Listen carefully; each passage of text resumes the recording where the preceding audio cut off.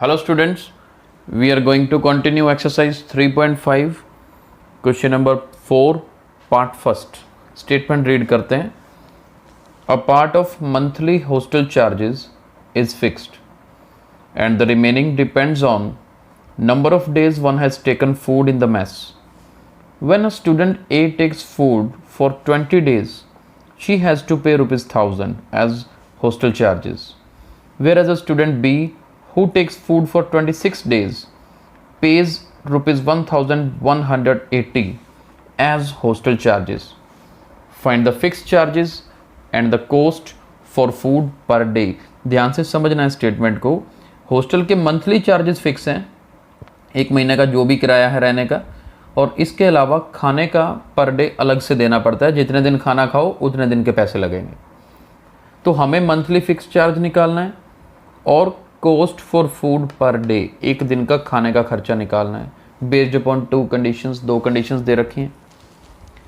तो हम सपोज कर लेते हैं कि फिक्स चार्ज x है और कॉस्ट फूड की पर डे कितनी है y. ये हमने सपोज कर लिया.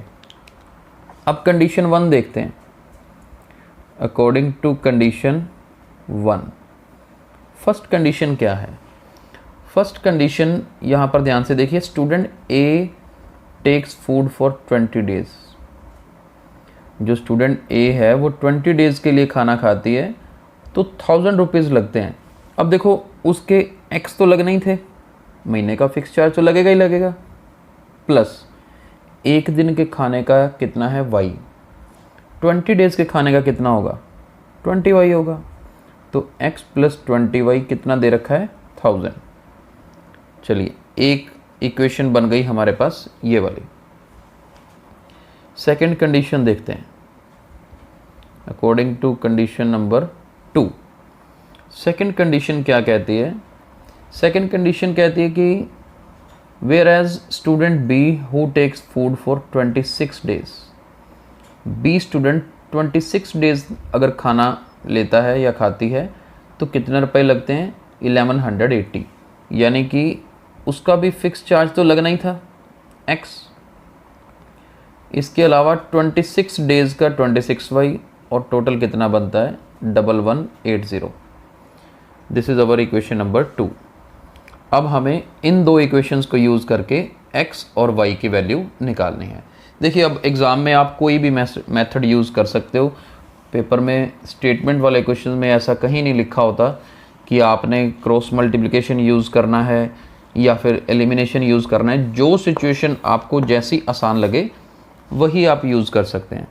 अभी मेरे को यहाँ पर इवन दो कि ये क्रॉस मल्टीप्लिकेशन वाली एक्सरसाइज है, लेकिन हमने प्रैक्टिस बहुत कर रही है. अब देखिए यहाँ पर x है, यहाँ भी x है, इनके वेरिएबल सेम है. मुझे एलिमिनेशन मेथड की यहाँ पर ज़रूरत है, क्योंकि एलिमिनेशन मेथड लगाऊंगा तो आंसर बड़ी जल्दी आ जाएगा. तो फिर हम यहाँ पर क्या करते हैं? एलिमिनेशन मेथड लगाते हैं. सब्ट्रैक्ट फर्स्ट फ्रॉम सेकंड, क्योंकि यहाँ पर कोई मल्टीप्लाई नहीं करना, कुछ नहीं करना, डायरेक्टली हो जाएगा. सेकंड इक्वेशन पहले लिखेंगे. x plus 26y is equal to 1180, और ये नीचे वाली x plus 20y equal to 1000. तो यहाँ पर एलिमिनेशन से आसान है. सब्ट्रैक्ट कर रहे हैं तो साइन चेंज हो जाएंगे. x से x कट गया. 26 माइनस 26, और यहाँ पर बनेगा 180. तो देखिए सोल्व करके 6 नीचे आ जाएगा. 6 के टेबल पे कट के y की वैल्यू कितनी आएगी? 30 आएगी. अब यही y की वैल्यू 30 आप दोनों में से किसी भी इक्वेशन में पुट कर सकते हैं. Let us put y is equal to 30 in equation number 1. हम इक्वेशन नंबर 1 यूज़ करते हैं. क्या बनेगा? x plus 20 into 30 equal to 1000. चलिए अब 30 इंटू 20 यानी कि 600 उधर जाके माइनस होगा 1000 में से, तो x की वैल्यू कितनी आ जाएगी? 400 आ जाएगी जी. तो यानी कि हमारे पास final answer therefore fix charge,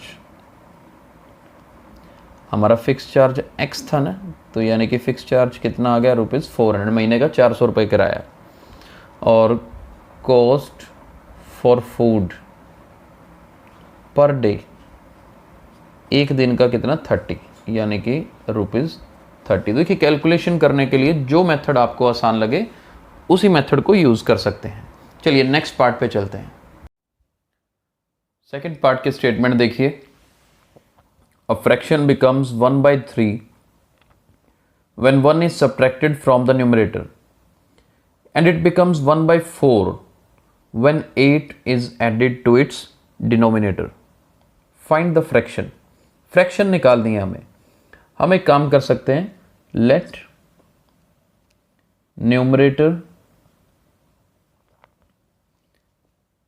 numerator को हम एक्सपोज कर लेते हैं और डिनोमिनेटर को y।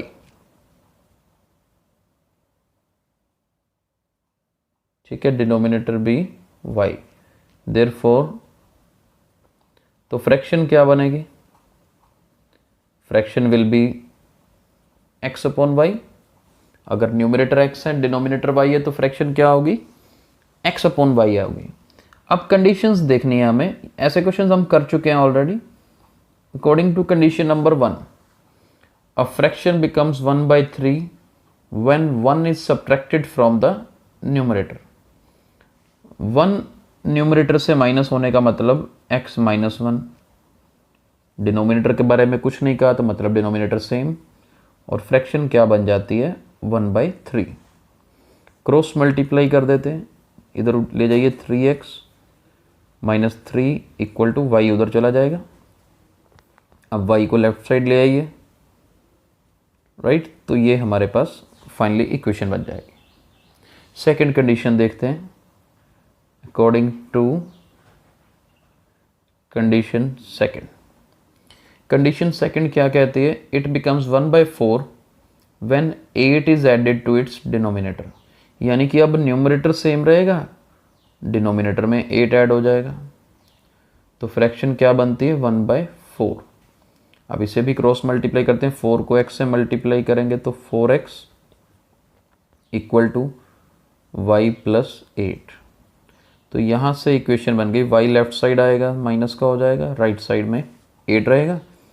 यहाँ से भी हम एक काम करते हैं, -3 को उधर ले चलते हैं। अभी देखो एक्सरसाइज चाहे क्रॉस मल्टीप्लिकेशन वाली चल रही है, लेकिन अगर मैं एग्ज़ाम में ये क्वेश्चन अटैम्प्ट करूं तो मेरे को देखो यहाँ भी -y, यहाँ भी -y। सिंगल स्टेप में जो क्वेश्चन हो सकता है उसके लिए स्पेशली क्रॉस मल्टीप्लिकेशन क्यों लगाऊंगा, वो नहीं लगाएंगे। हाँ, इसमें प्रैक्टिस के लिए आप अपने घर पे प्रैक्टिस करिए इन इक्वेशंस को सॉल्व करने की। हमें आंसर यहाँ पे निकालना है, मैं आपको एलिमिनेशन मेथड से ही इसको अटैम्प्ट करेंगे, एग्ज़ाम में भी एलिमिनेशन से ही करेंगे। जब तक स्पेसिफिकली कोई मेथड ना लिखा हो भी पेपर में, इसी मेथड से करो, तो आप कोई भी मेथड लगा सकते हो, कोई प्रॉब्लम नहीं है। ठीक है, तो हम यहाँ से एक काम करते हैं, क्योंकि y के दोनों के साइन सेम है, यहाँ भी माइनस यहाँ भी माइनस, तो हमें सब्ट्रैक्शन की तरफ चलना पड़ेगा। तो हम करते हैं सब्ट्रैक्टिंग फर्स्ट फ्रॉम सेकेंड। तो देखिए 4x minus y equal to 8 ऊपर रखेंगे, नीचे आएगा 3x minus y equal to 3। Subtract कर रहे हैं तो साइन चेंज हो जाएगा, ये कट गया आपस में। 4x में से 3x माइनस करोगे तो x, 8 में से 3 माइनस करेंगे तो 5, यानी कि x की वैल्यू हमारे पास 5 आएगी।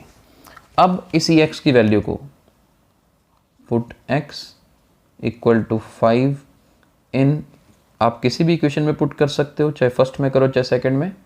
हम फर्स्ट में कर लेते हैं, देखते हैं क्या बनेगा। 3 into 5 minus y equal to 3। देखो 5 3 इधर 15, 3 इधर आके माइनस का हो जाएगा, y उधर जाके प्लस का हो जाएगा। 15 में से 3 माइनस करेंगे तो 12, तो y की वैल्यू 12 आएगी। अब हमारे पास x आ चुका है, y आ चुका है, हमें फ्रैक्शन निकालनी है। Therefore required fraction it is equal to x upon y था, तो x की वैल्यू 5, y की वैल्यू 12, तो 5/12 इस क्वेश्चन का आंसर होगा। आई होप दोनों पार्ट आपको समझ आ गए हैं। कल हम आगे कंटिन्यू करेंगे। Thank you.